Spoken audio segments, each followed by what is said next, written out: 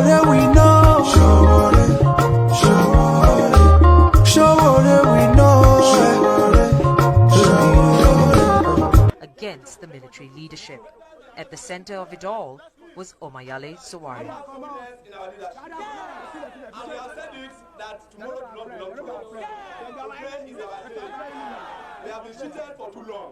This was not the kind of message the military welcomed.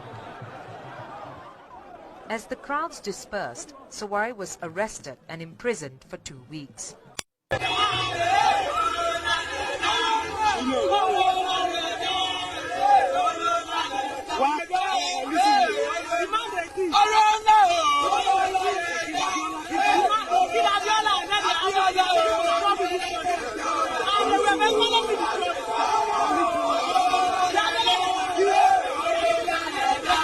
Who are in the power, what will you do differently? Win the election?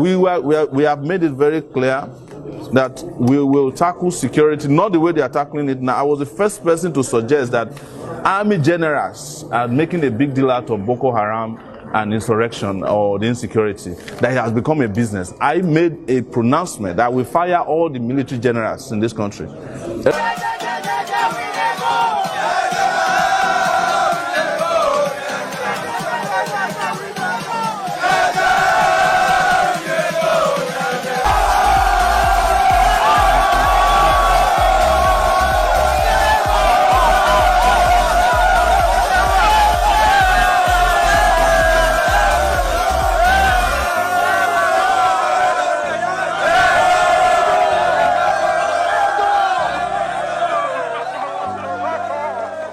It's time to elect one of us to govern us.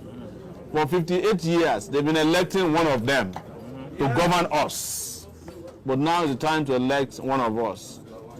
And all those tools that they've been using to divide us, you are Hausa, Yoruba, Igbo, you are Christian, you are Muslim, we are jettisoning them. Because what has it done for us? We've had presidents who have come from all the religious groups, almost the 3-4 major ethnic groups. What has it done? What have they been able to do for themselves? I'm not the only one asking for a revolution. 84% of Nigerians, according to a poll we conducted, want a revolution. They don't want war. 60 years after, 20 years after democracy, which I don't call democracy, I call it morontocracy. Because morons have hijacked the Nigerian democracy. Their policemen are here to intimidate and harass us.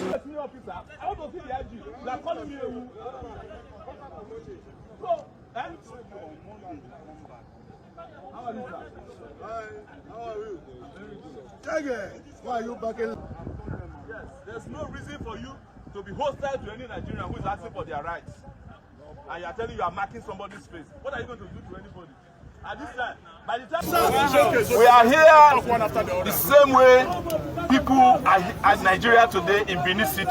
Yes, There are people in Lagos, people in Abeokuta, people in Enugu, people in Port Harcourt. And this is just the beginning of this protest until SARS is completely scrapped, dismantled, and disbanded.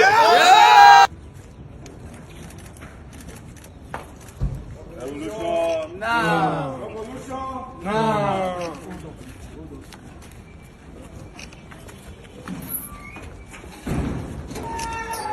Keep moving, please. Keep moving.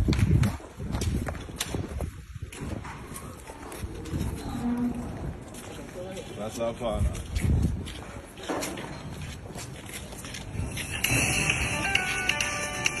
Revolution now.